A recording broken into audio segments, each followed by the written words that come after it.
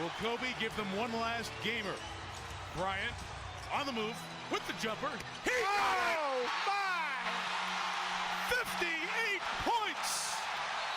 And the Lakers lead!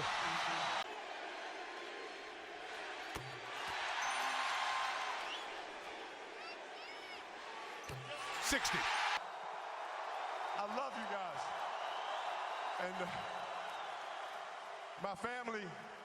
to my family, my wife Vanessa, our daughters Natalia and Gianna, thank you guys for all your sacrifice. For all the hours I spent in the gym working and training. And Vanessa, you holding down the family the way that you have. I can't, there's no way that I can thank you enough for that. So from the bottom of my heart, thank you. And what can I say? Mamba out.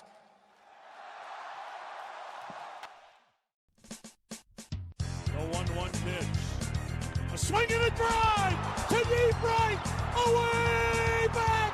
Goal! And with that Hemi call, it is time for another episode of A Swing and a Tribe podcast, part of the Press Play Podcast Network. I am your host, Mike Voorhees, and to my left, as always, my good friend Brent Spillin. What is going on, B-Spills? Hey, Mike. It is good to be back, but it is definitely a somber time right now in the aftermath of losing Kobe, his daughter, and 7 others aboard a helicopter crash. Man. This is tough, as you heard, in the opening here, the clip of Kobe.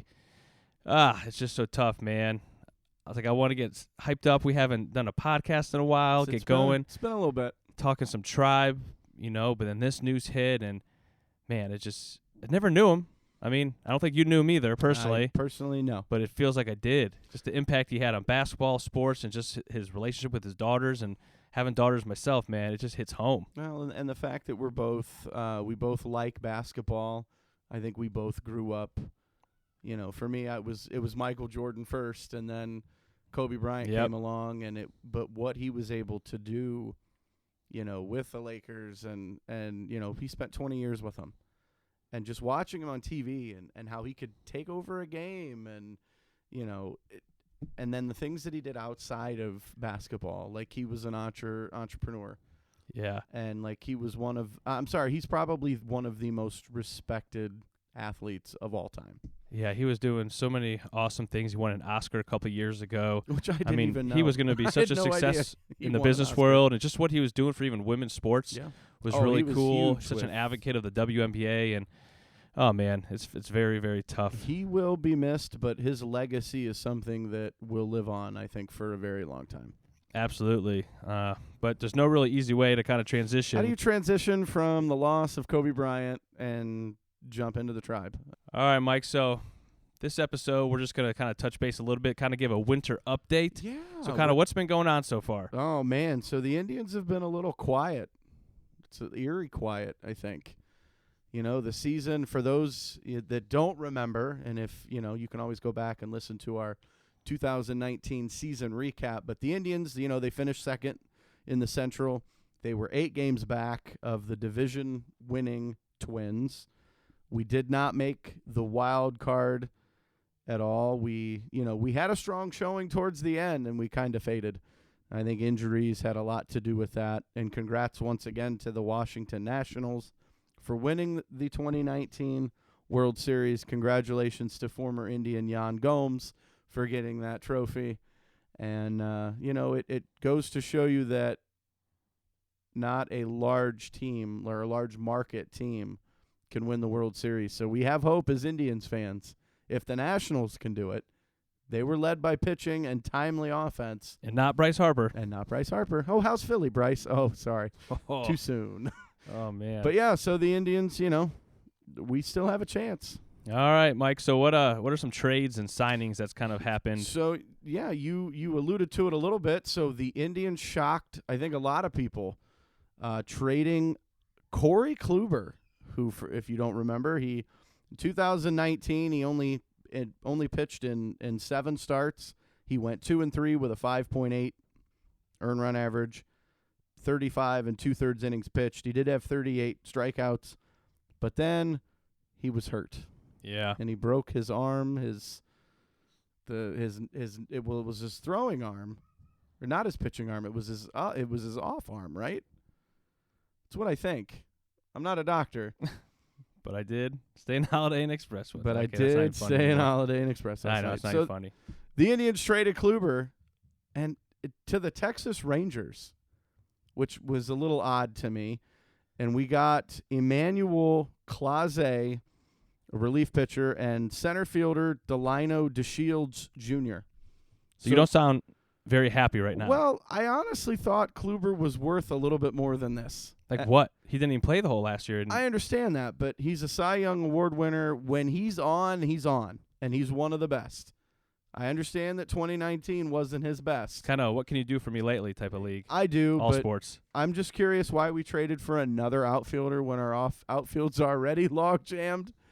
Emmanuel Clase. What do you mean already log jam? We do need We've outfielders. got like 10 outfielders right now on our roster. I know, but like one that we could probably rely on right now. That's true. I give you that. But with Clase, in 2019, he was 2-3 with a 2.31 earned run average. He did have one save, 21 games. Kid throws major heat. He's Yeah, only 21. Have you seen highlights of him? That dude can sling it. He can sling it. So I see him in our bullpen. I'm happy with this guy. DeShields, though, I don't know. He hit 249, had 4 home runs, 32 RBIs. He does have speed. He did steal 24 bases. So maybe he could be a guy off the bench. I don't know if he'll start for us. We'll talk about that in our 2020 season preview coming soon. We'll see if he even makes the cut here on our team. But yeah, what were your thoughts, Beast Bills? Yeah, it's so tough. Like, I mean, I was kind of giving you a hard time there for a minute, but honestly, I mean, Kluber has pitched in what, 6 or 7 straight opening day games. Yeah. I don't know. It was like one of the longest. It kind of hurts. It stings. But I get it. But I get it. Faces of the franchise. I know, man. It's just. But it's a business. I get it. It's so a like business. emotionally and personally, it was hard to see him go. But like, I actually completely understand it. Yeah. You know, the way this front office works and their pitching staff. I mean, I know they lost a key member to the Yankees, I believe, in the offseason of their front office from the scouting department Okay, or yep, their other environmental, their developmental. Yeah, we're not talking plants here. Yeah, we're talking but, baseball. But so like that gives me the hope and the confidence that this is it Clase? That's what I'm going with. I'm going to go with Clase. I think it's Well, we'll get it French, right here, but eventually we'll have to check how ourselves bad here. did we butcher? I called him Jeffrey Rodriguez Oh for yeah, how free. long? Yeah, we're just not So- used to him yet. We'll get it right, but Let me wait till Hammy. When I hear Hammy call him, whatever Yeah. he calls him, that's what I will use. yeah. So I'm hoping that maybe we'll be able to control him a little bit, and this guy might be up and coming, and he might be like Chapman type stuff. He You could know? be. And with that bullpen, the bullpen was a little shaky down the stretch, so we'll always take a quality arm. So who knows? And if Kluber returns to form, he could lead the Yeah, good for Texas him. Rangers, man. Yeah. I'm still going to root for him. Once an Indian, always an Indian, right? Yeah. Wait, except unless he's Cody Allen. Or Cargo, or No, you'll always root for Cargo. Cody's the one you just couldn't stand all of a that's sudden. true. That is true. I don't know. You flip flop, dude. Quit flip flopping on it. Be consistent. Oh, I don't like Cody Allen. All right. So moving on here. Who else? So yeah, obviously the Indians did not keep Kevin Plawecki, so we needed a backup catcher. He was one of your boys. I had a lot of boys. So did you. We'll Not as talk many. about one of yours coming up here. in a Yeah. minute. Okay.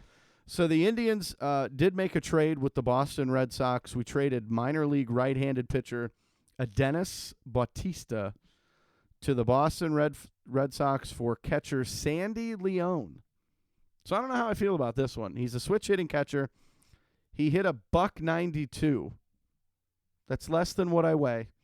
5 home runs, 19 RBIs. So obviously he will potentially be the backup to Robo. Remember Robo's numbers before he took the starting role? Yep. They were similar. Yeah. Obviously, we're not expecting Sidney Lone to do the same. So, like, No. as a backup, hardly playing, I mean, numbers don't really Every mean anything. 5 I'm just kind of days. surprised that, like, they moved on for a couple guys and picked him up. Yeah. It was Some young a guys. little weird, but you needed a backup catcher. You make the deal. Yeah, my boy, speaking of backup catchers. The Beard, yeah. Eric Haas. So the Indians traded Eric Haas to the Detroit Tigers for cash considerations. Yeah, wasn't he DFA'd? Yeah, the Indians designated Haas for assignment, and obviously they'd kind of given up on him. So ship him to Detroit, so we'll get to see him if he cracks their roster. we'll see him quite a bit if he stays in Detroit. I mean, but he was in the minors for a while, and I guess they just didn't really like what they saw. I don't know. He had all the power in the world. He was an all-star in the minor league last year. Contact wasn't there, I don't think. And I don't know if they were high on his defense. Man, I'm going to miss that beard.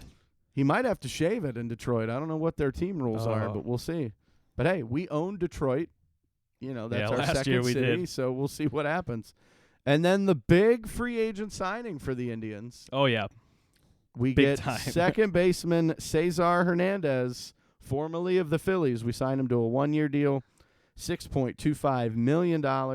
It really is. That is the big That's the signing. big sign that so is the far. big signing. 1 year, $6 million We contract. needed a second baseman. For those of you that forgot, the Indians did not offer Jason Kipnis a contract. Yeah, they He didn't pick had up a his option player either. option, right, or a team option, and they didn't pick it up. So he's still on the free agent market as of this episode.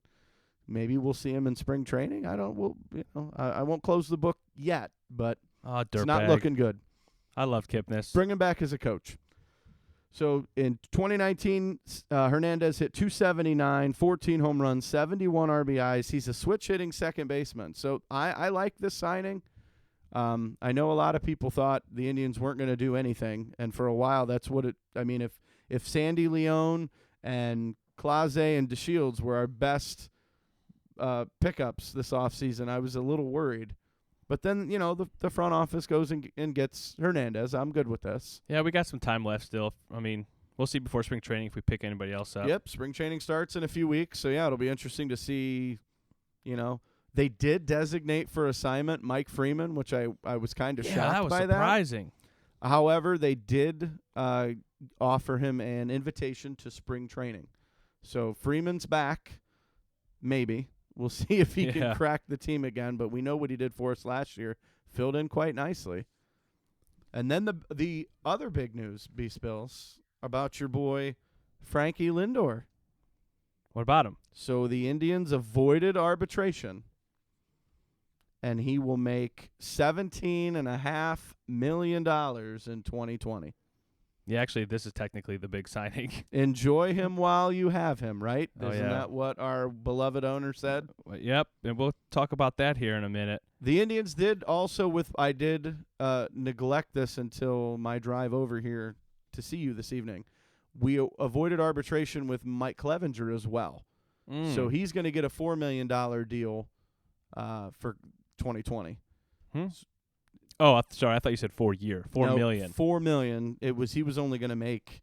Oh yeah, I think like 620-some thousand. That's a no-brainer right there. He was one of our best pitchers. So yeah, now the Indians have to put players around. We have Frankie. We signed him. We have him for at least this year. Probably one more. I know there's been rumors swirling. We'll have to talk about that later on. We're going to trade him. No, we're not going to trade him. Yes, we're going to trade him. No, we're not going to trade him. He's here right now.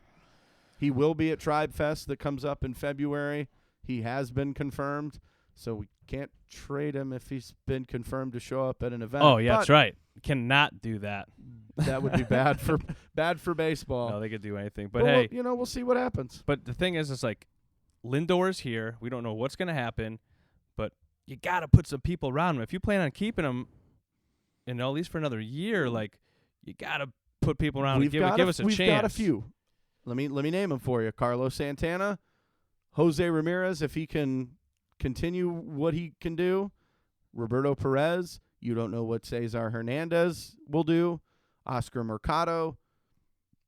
Maybe Yasiel Puig comes back. Who knows? I mean, Reyes. I forgot about Franimal. He's our designated hitter. I mean, we've potentially could have a fantastic lineup. Oh, man. We know we have the pitching. They showed that last year, but I don't want to give too much away for our 2020 season preview show coming up soon. No, but the Lindor stuff's going to be like a weekly thing. It will be. Is he staying or is he going? Depending on how the Tribe's doing by All-Star break. Yeah. Is he going to go? I'll be honest. Or trade deadline? I thought they were going to trade him at the winter meetings. With all the rumblings that we heard, is he going to San Diego? Is he going to Cincinnati? Toronto? I mean, there were so many different teams that were checking in. The Dodgers, I thought we had a deal with the Dodgers. And then I hear Mike Clevenger, and I'm like, whoa. We can't be giving away everybody. Let's keep Clevenger. I'm okay giving him. that. Like, what was up with that? Oh, they know that he's an amazing pitcher. I was like, no. When I saw that, I was like, why is this even popping up as a rumor? Do other teams think that we can't sign him long term? I don't know, but Clevenger's a stud. Well, I know that, but I was like, oh, you gotta be kidding me. Aside from Shane, don't call me Justin Bieber. I mean, he's we need one him. of our aces. So let's not. what are you gonna do? So how do you feel, Mike? $90 million is the expected payroll, give or take a little bit. That's like 20% less than last year. 20% lower than the year before. So I'm going to say this. I don't necessarily think that we're going to do well unless we spend money. That's kind of how professional sports work. But look at the Washington Nationals. They won the World Series. They had timely offense and great pitching. We have great pitching. If the offense can come through, we could get it done. We also play in one of the worst divisions in baseball in the Central. And nothing's out of the question. But I would have liked to have seen them spend a little bit of money. Maybe about the $120 million threshold. Our window is closing. I hate to say it. It's hard. How about you? What says you? I mean, anytime it just goes less and less and less, it's kind of hard to stomach. Yeah. But we do, I feel like, have a decent team. Yeah. You know, but I feel like it's a lot of pressure on these young guys now. Yeah. So I don't know if like the front office is like, well, we can only do the Dolans are letting us do. So, or they're just very hopeful in the farm system that these young guys are going to start to come up and produce early. We have the league's Major League Baseball's greatest manager. True. In Terry Francona. We trust in Tito. I mean, that's part of it too. I mean, and I trust. They win every year. I trust the front office. Yeah. I do. I don't trust the ownership. I trust the front office. They've been able to find some diamonds in the rough, and I think it's not over yet. Yeah, we'll see. I mean, I also saw like the Pirates. I saw something reported recently that was like they're at something like $46 or $47 million is their payroll. They're going to be like the next Tampa Bay. I think Tampa Bay one year went in with like a $60 or $70 million payroll. And they compete in that division. Well, yeah, they compete. Tampa Bay does. They find good players. Yeah. But then they can't afford them later, and they have to trade them. So, yeah, true. We shall see. But well, Mike, speaking of ownership, I was going to say before that, I do have some good news. Okay, let me hear some good news. 14 days. That's 2 weeks. Yes, sir. Pitchers and catchers reports. It's going to be tribe time soon. That's what my dad would always tell me every year as a kid. Even to this day, he'll be like, 67 days till pitchers and catchers report. I've been seeing it on sports. He would always social media for a while. It's coming. Yeah, well, he wouldn't text me back in the day, but now he'll text me. So is it? It used to be February 14th. Is it still Valentine's Day? I think it's the 11th this year. Okay. Hey, that's fine. That's right around the corner. Yeah. I'm ready. I'm ready for some baseball. I know. All right, Mike. So you mentioned ownership. So let's touch base on Paul Dolan. Oh, the world's greatest owner. Paul Dolan. Your boy. That's not my boy. So last week in Cleveland, there was the Greater Cleveland Sports Awards. Okay. Paul Dolan was given the Lifetime Achievement Award, this is actually something I think he deserves. Like what he does philanthropically. Philanthropically. I can't say that again. Yeah. That's okay. I'll say it for you. What Dolan does from a philanthropy standpoint mm-hmm. is like unmatched. You know what I mean? Like what he does for the community is so awesome. So like he deserves that. But there was some comments that he made in his speech that are raising some eyebrows. It's kind of surprising knowing like with social media and it was streamed live, like your fan base is going to see this. So I wonder if he was a little tone deaf with his audience. No, he's done this before, remind you, when the whole Lindor thing shook down and he made his comments and everybody found out about it.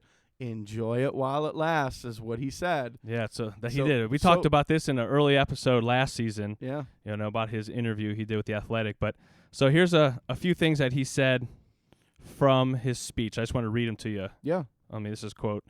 He goes, last, I want to thank our fans. They're the most passionate fans around. They're loyal. They pass every affinity test. They're at the top. I'm particularly appreciative of a particular type of fan, many of whom are in this room here tonight, and that is the fan who buys the tickets and the suites and the sponsorships. So what does he say? Why would he say that, Mike? Well, because if you don't buy tickets, you don't get revenue. I can look at it from that aspect. Does that bug you as a fan? Like it's kind so of is he poor? Is that what he's trying to tell us? That he's running out of money and he's going to sell the team? Hopefully, thank God that he's not going to be here much longer. I don't know how to take that. I really don't. That kind of angers me a bit. Think so? Does it? Yeah, like. Yeah. Yes, we do have some of the most loyal fans in Cleveland. Yeah. Baseball, basketball, football, doesn't matter. We are loyal. To a fault, we are loyal. And when our teams thrive, we're on top of the world. And when they fail, we're still on top of the world. We may bash them along the way, but we're still on top of the world. So what do you think he's trying to say here? I don't know. I mean, I don't think he's trying to take a shot at the fans, but it's hard to get people in those seats, even though we keep winning. So I don't know if he's trying to do some kind of tongue-in-cheek a little bit, you know. I mean, but he is appreciative of people who buy sponsorships and tickets because there's not many people there. So I think he's kind of being honest, like, yeah, I really do appreciate you. He's not saying he doesn't appreciate the rest of the fan base. Maybe this wasn't the time for him to say this. You know what I mean? Yeah. It could have been said differently, but it is his award, and he's accepting it, so he can say whatever he wants. But, yeah, if you keep reading here a bit, it just says, 1, because they're fans, 2, because it's good for business, and 3, because they understand it's an investment in our community, that by supporting the team, you're supporting the community. Our vitality serves the vitality of the community, and for that I am very thankful. So, I mean, that could be potentially a good thing. He's thanking the folks that do come out and pay for tickets and the big money for the suites and the sponsors and all that. Well, he could have just said that. He could have, but it's Paul Dolan. And not a particular type of fan is how he was quoted saying. He could have just said, yeah, I'm thankful for that. But once again, I mean, I'm not going to get all bent out of shape. But here's something else he said towards the end of his speech. Yeah, let's hear it. So he said, we have a good crop of young players. We saw them start to develop last year. And, of course, we have some old stars, one of whom happens to play shortstop, who I know I'm going to enjoy. I'm not sure I can tell you people to enjoy him. He's certainly fun to watch, and I'm looking forward to some October baseball. So right there, he takes another shot at Frankie Lindor. Does he? I'm going to enjoy him.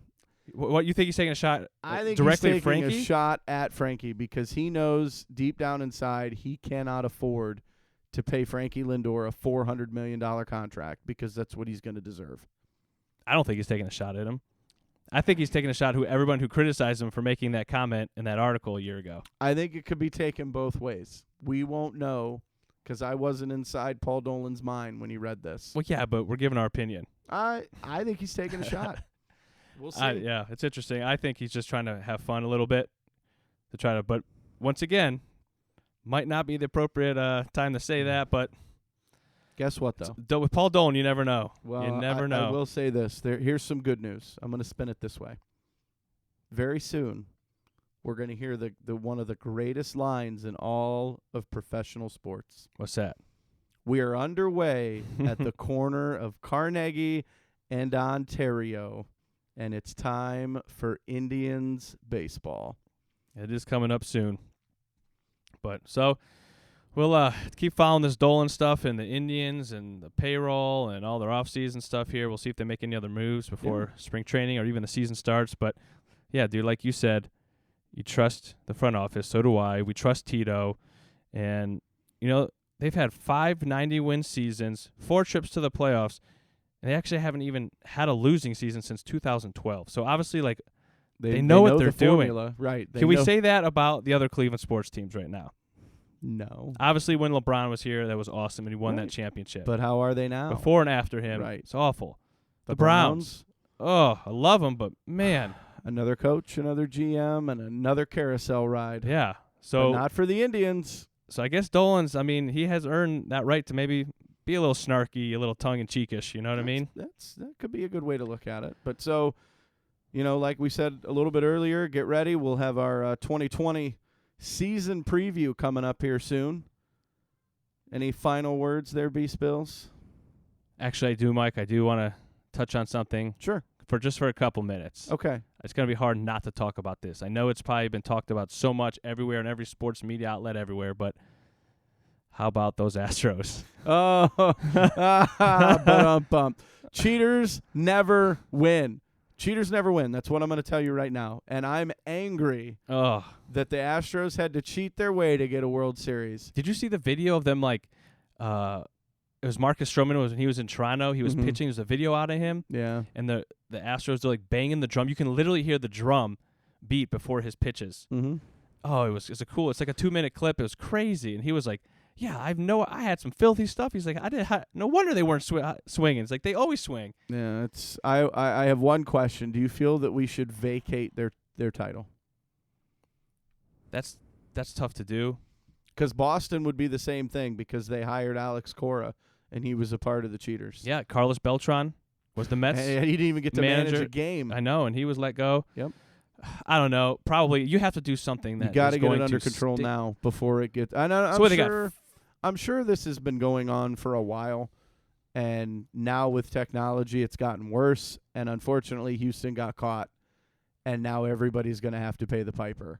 Yeah, but You can't cheat, folks. no, I agree. But the penalty. Do you think the penalty was baseball? Please. Was the penalty stiff enough? No, I don't think so. I mean, cheating. The guys try to steal signs all the time, but when you're using technology, I mean that crosses the line. The Astros can their GM. They can their coach. They get suspended for a year, so they can't manage or be a GM for a year.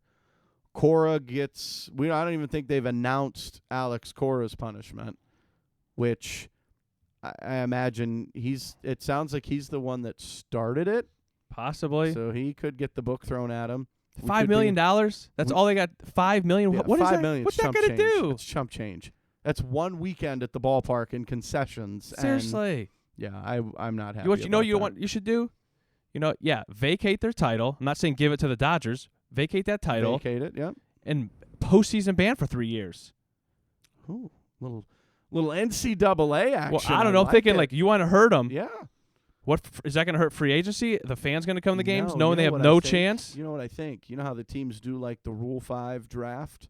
Hit them there too? You should be able to go and pluck some of their players because they do have a good team. I would really like a left fielder who used to play for Cleveland. You mean just like literally pluck off the roster? They're like 40-man roster? Punish them. Oh, my Punish goodness. them. That's worse than the expansion draft. Yes, let's have a quote-unquote type expansion draft where you can go and pull players. Yeah, because if they want to cheat, you got to punish them. because you could take a couple first, second-round picks away, which that will do a little bit, but take away some international signing money. That'll hurt them. yeah, I like the postseason thing. You're not going to the postseason. Fans aren't going to come. Nope. Free agents aren't going to go there. Nope. Hit them where it hurts. I like it. Commissioner, if you're listening, I think Beast Bills has an excellent plan here. Yeah, I don't know. We could spend a lot of time on that. It's probably been discussed so much. I think it's been exhausted, but I just want to touch on it real quick while we. Cheaters never prosper. Never. Yeah, it always comes out, man. It does. You can't hide it. You eventually get caught. But all right, Mike. I think that's it for today. I think so. We'll get back soon. I don't know when exactly. Welcome but back. I did want to say welcome back. No, thank you. It's been a Thank while. you I'm too. glad we're back doing this again. I can't believe it's already getting close. January. Yeah. It's already getting end of January. Yeah, it's getting close. But it's coming. Yeah, so appreciate you, everybody listening out there. And, if you're the praying type like Mike and I are, say some prayers for Kobe, his family, and all the other families that are affected in this the pilot, terrible tragedy. So it's such a tough thing. But, yeah, like I said, thanks for listening, and we'll be talking with you soon. Good night, everybody. Who keeps you cheering year after year? Who's got the ballpark? The best is all right here.